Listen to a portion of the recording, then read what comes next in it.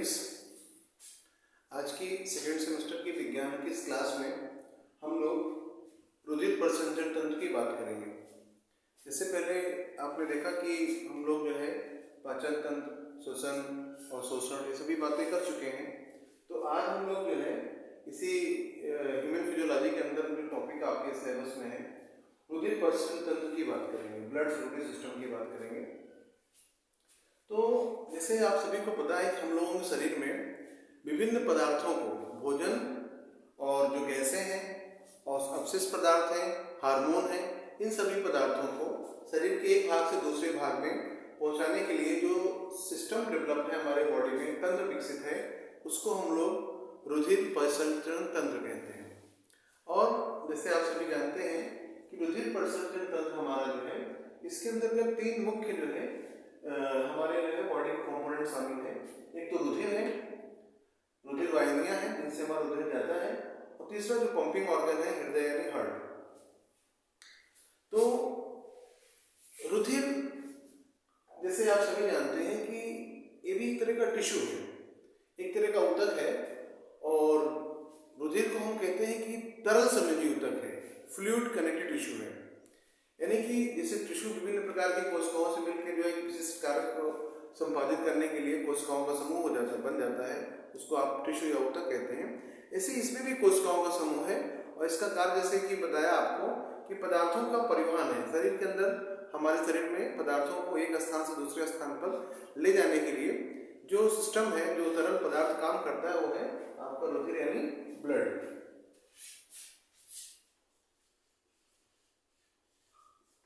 Blood को हम लोग जैसे बताया कि सिंपली डिफाइन कर सकते हैं फ्लूइड कनेक्टिव टिश्यू, तरल संयोजी ऊतक। तो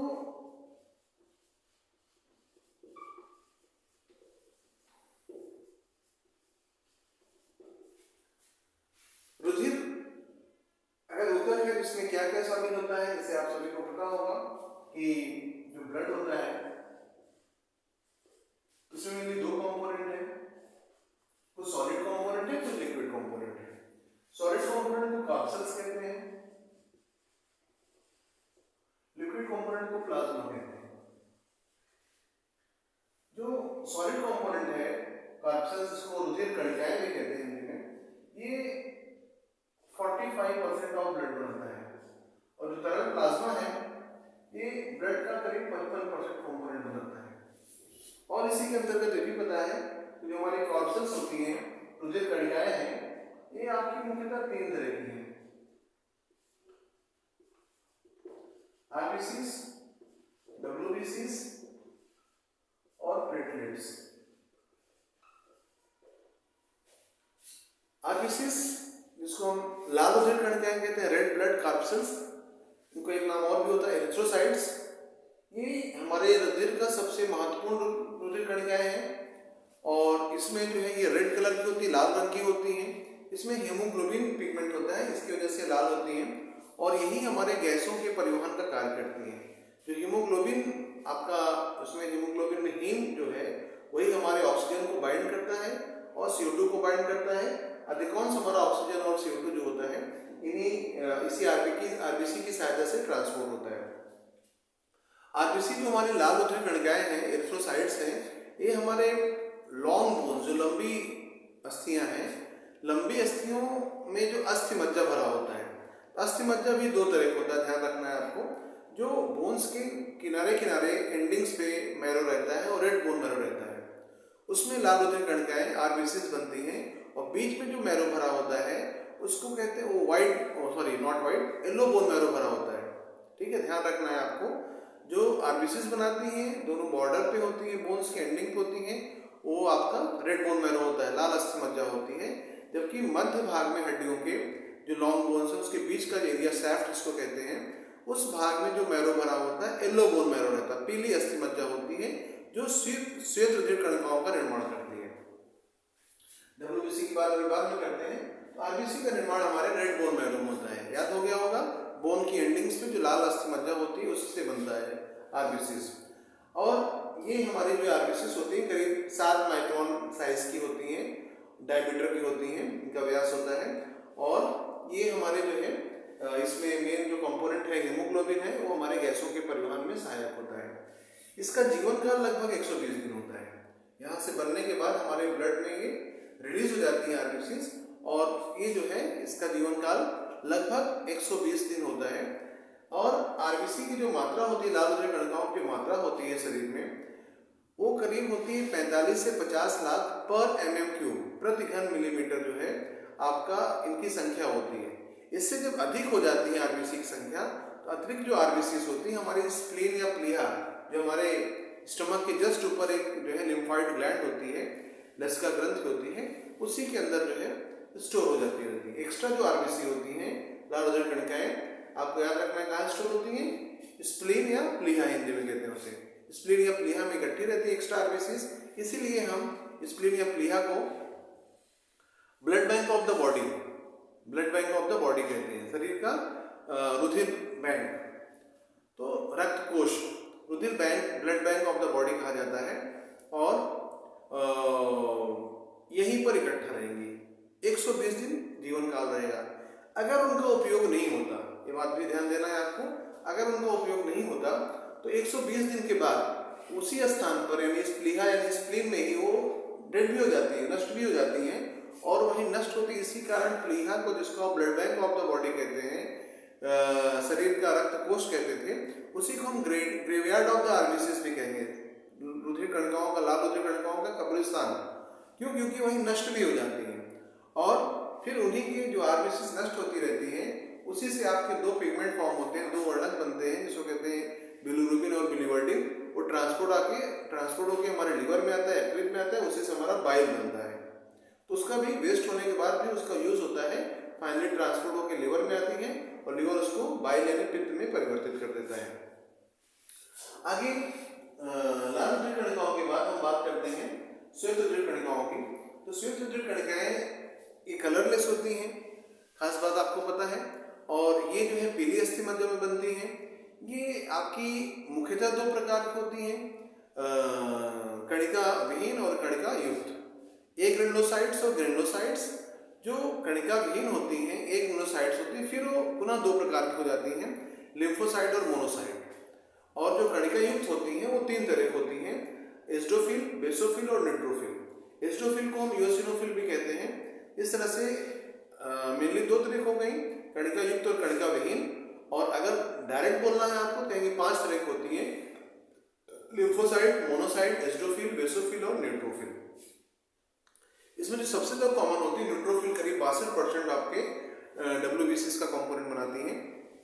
सबसे ज्यादा एक्टिवली बॉडी में मूव करती रहती हैं, इसलिए उनको सोल्जर्स ऑफ द बॉडी, शरीर के जो सिपाही भी कहा जाता है। और सभी डब्ल्यूबीसीज का जो काम है, सम्मिलित रूप से सभी थोड़ा अलग अलग काम करती है, लेकिन सम्मिलित रूप से आप कहेंगे शरीर में रोगों से सुरक्षा करना, रोगाणुओं को मारना। डब्ल्यूबीसीज का काम क्या है? रोगाणुओं को मारना। इस प्रकार से डब्ल्यूबीसीज जो होती हैं, ये हमारे शरीर में जो भी बाहरी जर्म्स आते हैं, रोगाणु आते हैं, उनको किल करने का काम करती हैं। सभी पांचों आरबीसीज, 5 प्रकार की जो आरबीसीज हैं, वो अलग अलग तरीके से हमारे शरीर में रोगों से शरीर की रक्षा करती हैं। और इनका जो है आकार भी अलग अलग होता है, इनके कार्य का तरीका भी अलग है, और इनका जीवन काल भी अलग अलग होता है।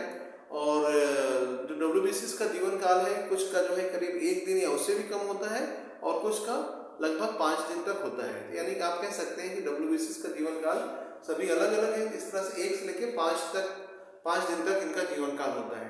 इनकी संख्या की जब बात होती है, तो इनकी संख्या करीब 7 से लेकर 10,000 पर mm³ प्रति घन मिलीमीटर की संख्या 7 से 10,000 पर mm³ होती है। अगर शरीर में रोगाणुओं का संख्या बढ़ी रहती है, जब रोगाणु शरीर पर अटैक करते हैं, जर्म्स बॉडी में आ जाते हैं, उस समय इनकी संख्या बढ़ जाती है। जैसे ब्लड टेस्ट कराए, अगर डब्ल्यूबीसी का बढ़ा हुआ संख्या दिखा रहा है, इसका मतलब कि शरीर में कहीं न कहीं रोगाणु हैं, और उनको मारने के लिए डब्ल्यूबीसी की संख्या बढ़ी हुई है। इस तरह से बढ़ा हुआ डब्ल्यूबीसी का नंबर इंडिकेट करता है कि बॉडी में जर्म्स हैं, और ओवरऑल जो रोगाणुओं को मारने वाले शरीर के सिपाही हैं डब्ल्यूबीसी, उनकी संख्या बढ़ा दी गई है। शरीर अपने आप उनकी संख्या बढ़ा देता है, इससे पता चल जाता है। और उसमें भी जैसे कौन सा टाइप का डब्ल्यूबीसी ज़्यादा बड़ा है, उससे अंदाजा हो जाता है डॉक्टरों को कि कौन सा जो है किस तरह का बॉडी में प्रॉब्लम है, जर्म है, इन्फेक्शन है, एलर्जी है, कि कहीं ऊतक का डैमेज हुआ है, किस तरह की एक्टिविटी बॉडी में हो रही है। इसी प्रकार से जो है आपका थर्ड टाइप का जो कॉर्पसेल्स हैं उनको प्लेटलेट्स कहते हैं। प्लेटलेट्स आपकी जो है जो अस्थि मज्जा में ही होती है, मेगा कैरियोसाइट्स, उनसे बनता है। और प्लेटलेट्स जो है सबसे छोटी होती हैं, लगभग 3 माइक्रोन की आकार की होती हैं। इनका जो जीवन काल होता है करीब 1 सप्ताह का होता है। और ये जो है इनकी जो संख्या होती है 2.5 लाख से 4 लाख पर mm³ होती है। जैसे अभी आप अक्सर सुनते रहते हैं, जैसे कोई भी केस होता है डेंगू का या और कोई लॉन्ग लीव डिजीज में, तो आप सुनते हैं उनका प्लेटलेट कम हो गया है। तो प्लेटलेट की जो औसत संख्या होती है, नॉर्मल नंबर होती है 2.5 लाख से 4 लाख पर mm³ होती है। अगर इससे कम होने लगता है तो हम मानते हैं कि प्लेटलेट्स की संख्या कम हो रही है। प्लेटलेट का मुख्य कार्य होता है वो होता है चोट लगने पर रुधिर का थक्का जमाना, चोट लगने पर रुधिर का थक्का जमाना। लेकिन अगर शरीर में प्लेटलेट की संख्या बहुत कम हो जाती है नॉर्मली, तो ठीक है, वो तो रुधिर का थक्का नहीं जमेगा या कम धीरे जमेगा। एक प्रॉब्लम और आ जाती है इनडायरेक्ट जो इसका है कि ब्लड बहुत, जब इसका जो प्लेटलेट्स कम हो जाती है, बहुत नंबर में घट जाती हैं, तो इंटरनल ब्लीडिंग हो जाती है, हेमोरेज हो जाता है। इसलिए प्लेटलेट का बहुत कम संख्या हो जाना खतरनाक हो जाता है और ऐसे स्थिति में डॉक्टर तुरंत प्लेटलेट चढ़ाने की व्यवस्था कर देते हैं। इस तरह से आपके रुधिर की कंपोनेंट्स की बात हुई। बात की हम लोगों ने सॉलिड कंपोनेंट जो है वो कॉर्पसेल्स, रुधिर कणिकाएं, लिक्विड कंपोनेंट प्लाज्मा। प्लाज्मा भी आपका बड़ा इंटरेस्टिंग चीज है जो लिक्विड कंपोनेंट है। इसमें करीब जो है 90 से 92% वाटर होता है। इसमें क्या है, वाटर मेनली है 90 से 92% तक, और करीब 7% जो है ऑर्गेनिक सब्सटेंस है, कार्बनिक पदार्थ होते हैं करीब 7%, और इनऑर्गेनिक पदार्थ भी करीब 1 से 2% होता है। इस तरह से प्लाज्मा का कंपोजिशन भी आपको क्लियर हो गया। जो तरल भाग है रक्त का, उसमें मुख्यतः 90 से 92% जल है और करीब 7% कार्बनिक पदार्थ होते हैं, जिसमें आपके तमाम एमिनो एसिड, कार्बोहाइड्रेट के कंपोनेंट्स, ग्लूकोज, हार्मोन सभी खुले रहते हैं, वो चीजें उपस्थित रहती हैं। और इनऑर्गेनिक पदार्थ जैसे विभिन्न तरह के मिनरल्स वगैरह हो गए, वो ब्लड में प्रेजेंट रहते हैं। ये हो जाता है हमारे ब्लड का कंपोजिशन। नेक्स्ट बात आती है रुधिर वाहिनियों की, ब्लड वेसल्स की। तो आप सभी को पता है कि हमारे ब्लड वेसल्स आदमी में, ह्यूमन में और भी अधिकांश जंतुओं में 3 तरह की होती है, धमनी, शिरा और केशिका। धमनी, शिरा और केशिका। तो हमारे जो रुधिर वाहिनियां हैं वो 3 तरह की हैं, धमनी, शिरा और केशिका। केशिका क्या, केशिकाएं, आर्टरी,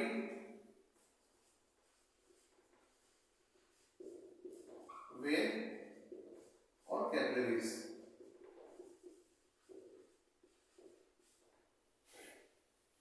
तो धमनी वो रक्त वाहिनियां हैं जिनके द्वारा हृदय से शुद्ध रक्त शरीर के विभिन्न भागों में, विभिन्न ऊतकों तक पहुंचता है। पहले हम थोड़ा जनरल बात कर लें, फिर थोड़ा एक आध उसमें एक्सेप्शन से अपवाद उस पर बात करते हैं। तो धमनी या आर्टरी क्या होती है, जिसके द्वारा शरीर हृदय से शुद्ध रक्त शरीर के विभिन्न ऊतकों तक जाता है, शरीर के विभिन्न भागों तक जाता है, उसे धमनी कहते हैं।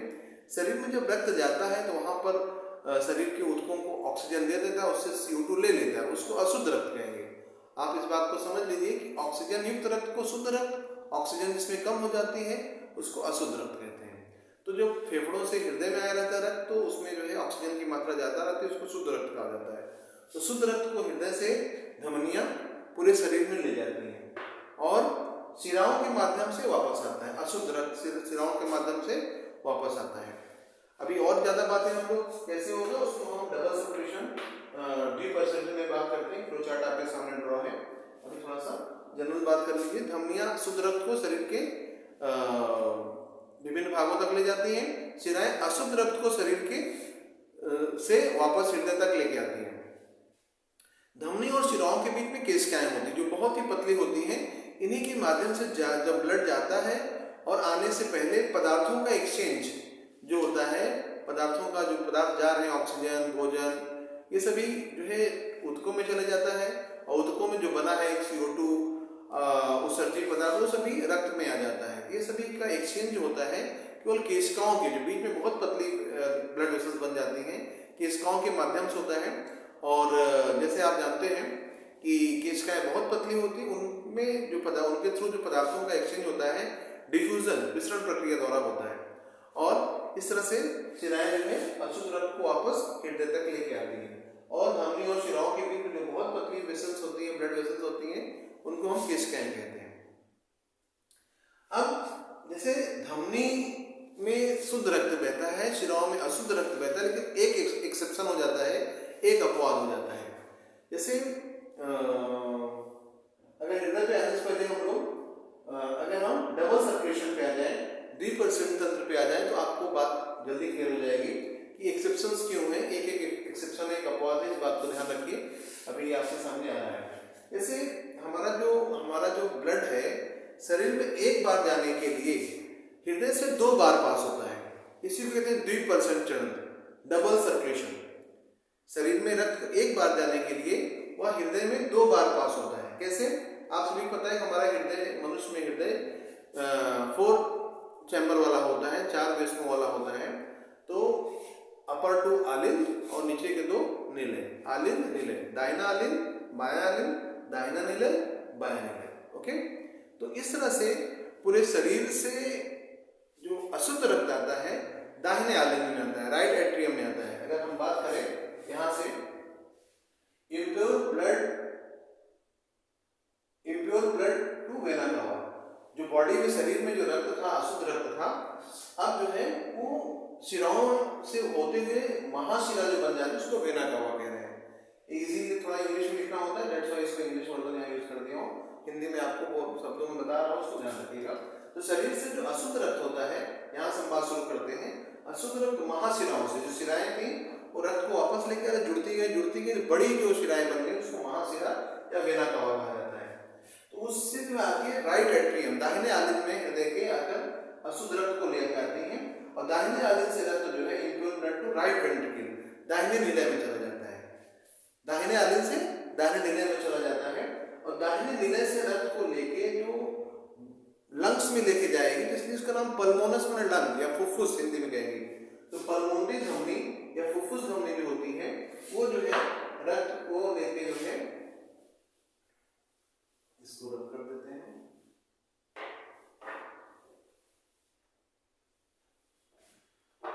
जो पल्मोनरी आर्टरी होती है हिंदी में इसको फुफ्फुस धमनी कहेंगे, ये जो है रक्त को लेकर फुफ्फुस माने लंग्स में ले जाएगा। अब आप समझ सकते हैं कि जो शरीर से अशुद्ध रक्त आया है और एक धमनी जो है पल्मोनरी धमनी, अभी तो लंग्स में पहुंचा नहीं, ऑक्सीजन हुआ नहीं ब्लड आपका, एक अकेली धमनी हो जाती है, इसको फुफ्फुस धमनी या पल्मोनरी आर्टरी कहेंगे इंग्लिश में। वो अकेली जो है अभी इम्प्योर ब्लड लेके चलती है। ये अकेली धमनी होती है फुफ्फुस धमनी या पल्मोनरी आर्टरी, जिसमें अशुद्ध रक्त रहता है। फिर यहाँ से जो है दाहिने आलिन से निलय में गया, निलय से फुफ्फुस धमनी में निकल गया ब्लड, फुफ्फुस धमनी ब्लड को अशुद्ध रक्त को वहां ले जाती है लंग्स में। लंग्स में जो हम ब्रीथिंग करते हैं वहां पर जो ऑक्सीजन आया रहता है तो उसका गैस का एक्सचेंज हो जाता है और ब्लड आपका CO2 निकाल देता है, O2 ले लेता है, उसी को हम कहते हैं शुद्ध रक्त, प्यूरिफाइड ब्लड हो जाता है, प्योर ब्लड हो जाता है। फेफड़ों में शुद्ध रक्त का शुद्धिकरण हो गया।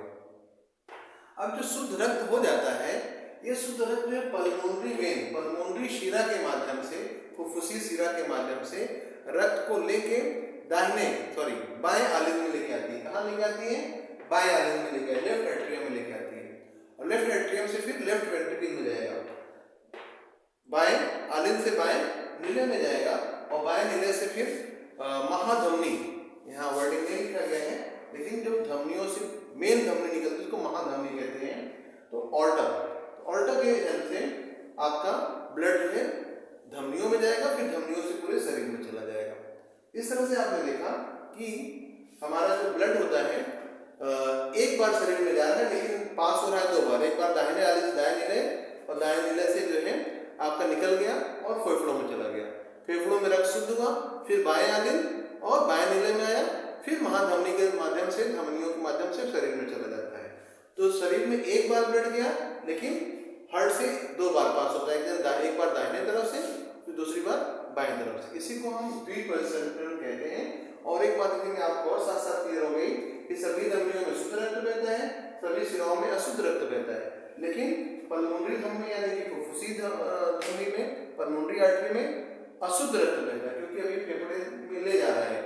ले जाने वालों को धमनी कहते हैं, वापस ले आने वालों को शिराएं कहते हैं। अभी ले जा रहा है, इसमें रक्त ब्लड जो प्यूरिफाइड नहीं हुआ, इसलिए अशुद्ध रक्त लेके जाता है और लंग्स में शुद्ध हो जाता है। जो लंग्स से वापस या किसी भी ऑर्गन से जो वापस लेके आए उसको शिरा कहेंगे। तो जो आपकी पल्मोनरी शिरा वेन होती है, जो फुफ्फुसी शिरा है, उसमें शुद्ध रक्त बहता है। एक एक्सेप्शन हो जाती है धमनी शिरा में, पल्मोनरी धमनी और पल्मोनरी आर्टरी, पल्मोनरी वेन, फुफ्फुसी धमनी, फुफ्फुसी शिरा। धमनियों में शुद्ध रक्त लेकिन फुफ्फुसी धमनी में अशुद्ध रक्त, शिराओं में अशुद्ध रक्त लेकिन फुफ्फुसी शिरा में शुद्ध रक्त। तो उम्मीद है आपको इस फ्लो चार्ट की हेल्प से आपको डबल सर्कुलेशन भी क्लियर हो गया होगा। इस डबल सर्कुलेशन की प्रोसेस में जो हार्ट से रिलेटेड साइकिल चलती है उसे कहते हैं कार्डियक सर्कुलेशन, हार्दिकीय परिसंचरण, हृदय नहीं हार्दिकीय परिसंचरण। और जो लंग्स का जो ब्लड सर्कुलेशन हो रहा है उसको कहते हैं पल्मोनरी सर्कुलेशन या फुफ्फुसीय सर्कुलेशन, फुफ्फुसीय परिसंचरण। ओके, तो अब आपको जो है रुधिर वाहिनियां और डबल सर्कुलेशन की बात इसी के साथ क्लियर हो गई। अब थर्ड मेजर पॉइंट आपके इस टॉपिक में रह गया है हार्ट। ठीक है, तो हार्ट को जैसे आप सभी जानते हो कि हार्ट एक बहुत ही बॉडी का इंटरेस्टिंग ऑर्गन है। हर बात को आप बहुत दिल से ले लेते हैं। तो दिल बहुत ज़्यादा ऐसा कुछ नहीं है, उसके अंदर ऐसी कोई भावनाएं नहीं है और ये जो है बहुत ही बिजी पर्सन है, बॉडी का एक बिजीएस्ट ऑर्गन है जो लगातार ब्लड को पंप करने का काम करता रहता है। हमारे शरीर में ब्लड को पंप करता रहता है और शरीर में ब्लड को पहुंचाता रहता है। अब इसकी संरचना की बात करें, अच्छा इसकी संरचना की बात करें, सबसे बाहर इसमें जो है हार्ट में जो है आपकी मेम्ब्रेन्स होती हैं, कलाएं होती हैं, उसको उन मेम्ब्रेन्स को कहते हैं पेरिकार्डियम। तो पेरिकार्डियम जो होता है, जो आउटर पेरिकार्डियम होती है, इनर पेरिकार्डियम के बीच में लिक्विड भरा रहता है और उस लिक्विड वजह से जो आपका हार्ट होता है फ्रिक्शनलेस, बिना किसी रगड़ के वो बीट करता रहता है। और एक इंटरेस्टिंग बात है कि जो आपकी जो हार्ट की बीट होती है वो ऑटोरिथमिसिटी, खुद से कंट्रोल होती है, हमारे ब्रेन से, हमारे सोचने से, हमारे नर्वस सिस्टम से कंट्रोल नहीं होती है। क्यों? क्योंकि जो है अगर हम एक इंटरनल स्ट्रक्चर का एक आपको हार्ट का फिगर हम शो करें तो सिंपली आप इस तरह समझ सकते हैं कि हार्ट हमारा जो होता है क्लोज फिस्ट लाइक होता है, जैसे बंद मुट्ठी हो, इस तरह से आपका इस शेप का करीब हार्ट भी होता है। नॉर्मल हार्ट का साइज जो है 3x6, 3 जो है सेंटीमीटर जो है आपका लंबाई और 3 सेंटीमीटर चौड़ाई और आपका 6 सेंटीमीटर लंबाई होती है इसकी करीब। तो ये आपका हार्ट हो जाता है और इसको देखिए हम लोग जो है जैसे भी बताया आपको कि मेनली 2 पार्ट होता है, एक लेफ्ट पार्ट और राइट पार्ट, और दोनों में ही फिर 2 पार्ट हो जाता है।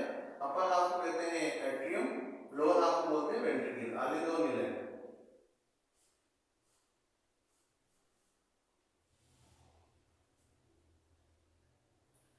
पूरी बॉडी में जो ब्लड को ले जाता है वो जाती है महाधमनी और यही दाहिने आलिंग में, अगर आप इधर देखें तो दाहिने आलिंग में है। ठीक है, इसी दाहिने आलिंग में पूरी बॉडी से जो है इम्प्योर ब्लड आता है। अपर हाफ और लोअर हाफ से पूरा ब्लड आके आपका दाहिने आलिंग में आता है। अपर हाफ को सुपीरियर वेना कावा, नीचे को इंफीरियर वेना कावा कहते हैं। दाहिने आलिंग में ब्लड आता है, दाहिने आलिंग से ब्लड दाहिने नीले में चला जाता है और यहाँ से निकलकर फेफड़ों में चला जाता है, फुफ्फुस धमनी कहेंगे यहाँ से, और ये जो है लंग्स में, लंग्स आपका एक बात और आपको ख्याल रखना है कि दोनों लंग्स के बीच में स्पेस होता है, दोनों फेफड़ों के बीच में जगह है, उसे कहते हैं पेरिएस्ट्रियम। तो इसी स्पेस में जो है आपका दोनों लंग्स के बीच जो जगह है उसी में वही हार्ट प्रेजेंट होता है। हम एक रफ डायग्राम बना, कहीं पे आपका लंग्स है, उन्हीं दोनों लंग्स के बीच में जो जगह है उसी में आपका हार्ट है। तो हार्ट नहीं और दूर नहीं है, लंग्स दूर नहीं है, जस्ट दोनों लंग्स के बीच में ही आपका हार्ट प्रेजेंट है। तो यहां से चला जाता है ब्लड लेके दोनों आपके लंग्स में, वहां से जाके ब्लड प्यूरिफाई हो जाएगा। फिर आपको पता है कि जैसे बताया कि दोनों लंग्स से प्यूरिफाइड ब्लड को, प्योर ब्लड को कौन लेके आएगी? पल्मोनरी वेन लेके आ जाती है वापस left atrium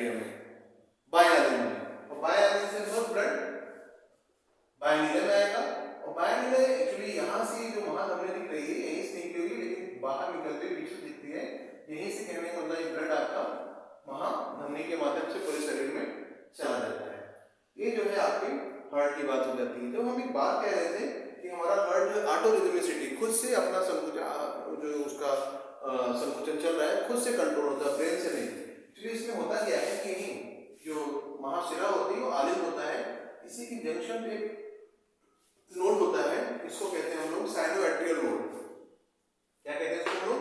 sinoatrial node, SAN, sinoatrial node, SA node या एसएएन या साइनोएट्रियल नोड, जितना भी आप उसको शॉर्ट करना चाहें। ये जो साइनोएट्रियल नोड होता है यहीं से आपका हार्ट बीट स्टार्ट होता है, इसलिए इसको हम पेसमेकर भी कहते हैं। आप अक्सर सुनते होंगे पेसमेकर, तो पेसमेकर यही है। पेस माने होता है स्पीड, जैसे आप बॉलर सुनते हैं पेसर्स स्पिन करते हैं उनको स्पिनर, तो फास्ट बॉलर को पेसर कहा जाता है। इसे पेस माने स्पीड होता है, फास्ट। तो ये जो यहाँ पर जो आपका ऐसे नोड है, साइनोएट्रियल नोड है, ये जो है यहीं से हार्ट बीट, इसी में एक्चुअली इलेक्ट्रोलाइट्स धनायन और ऋणायन जो बॉडी ब्लड में है बाकी इसी में इकट्ठा होते रहते हैं। उन इलेक्ट्रोलाइट की वजह से आपका जो है एक तरह का इलेक्ट्रिक पोटेंशियल डिफरेंस क्रिएट होता है, और यही पोटेंशियल डिफरेंस जो होता है आपका एक वेव ऑफ कॉन्ट्रैक्शन क्रिएट करता है हार्ट में। ये जो है आपका ऐसे नोड से वेव ऑफ कॉन्ट्रैक्शन स्टार्ट होती है और आकर ये जो एट्रियम और वेंट्रिकल के जंक्शन पे भी एक नोड होता है, उसे एवी नोड कहा जाता है, उसको स्टिमुलेट कर देता है।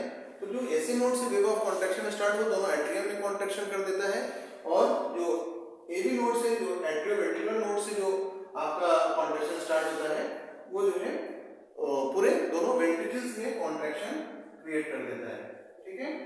और फाइनली जाकर आपका एक हार्ट बीट पूरी होती है। एक बात आपको और याद रखना है, एक हार्ट बीट पूरी होने में हमारा करीब 0.8 सेकेंड लगता है। नॉर्मली आप जानते हैं कि प्रति मिनट हमारे हृदय की स्पंदन दर कितनी है? प्रति मिनट 72 बार है, यानी 60 सेकंड में 72, 60 सेकंड में 72। तो एक बीट में कितना समय लगेगा? तो जैसे कि आपने कहा कि 60 सेकंड में 72 बीट पूरी होती है 60 सेकंड में। एक बीट कितने सेकंड में पूरी होगी? 60 बटे 72 सेकंड में, इसको तो 0.8 सेकंड में।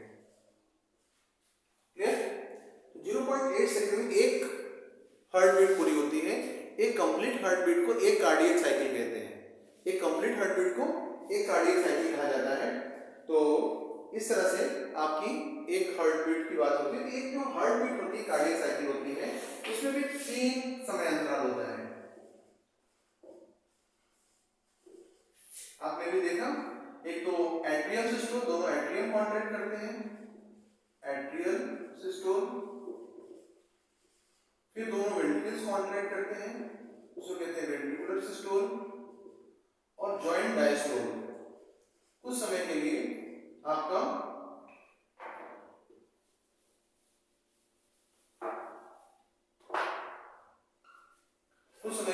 हार्ट रेस्ट स्टेज में रहता है। तो ये जो है 0.1 सेकंड में पूरा होता है, ये जो 0.3 सेकंड में पूरा होता है, और ये जो है करीब 0.4 सेकंड टाइम लेता है। इस तरह ऐड करेंगे तो कुल हार्ट बीट की पूरी प्रोसेस जो होती है 0.8 सेकंड में पूरी हो जाती है। अब ये आपका जो है हार्ट बीट की बात हो गई, और इसमें जो है आपका जब एक हार्ट बीट जो पूरा कॉन्ट्रैक्शन पूरा हो जाता है तो 0.4 सेकंड के लिए आपका हार्ट रेस्ट स्टेज में रहता है, और फिर नेक्स्ट अगले जो है 0.9 सेकंड अगली हार्ट बीट फिर से स्टार्ट हो जाती है। इस तरह से हमारा हार्ट रेगुलर बीट करता रहता है और ब्लड को पंप करता रहता है। उम्मीद है कि आपको ब्लड सर्कुलेटरी सिस्टम और उसके कंपोनेंट्स, ब्लड वेसल्स और हार्ट की फंक्शनिंग और साथ साथ डबल सर्कुलेशन समझ में आ गया होगा। अगर कोई डाउट हो तो आप लोग कमेंट करके हमें पूछ सकते हैं। धन्यवाद।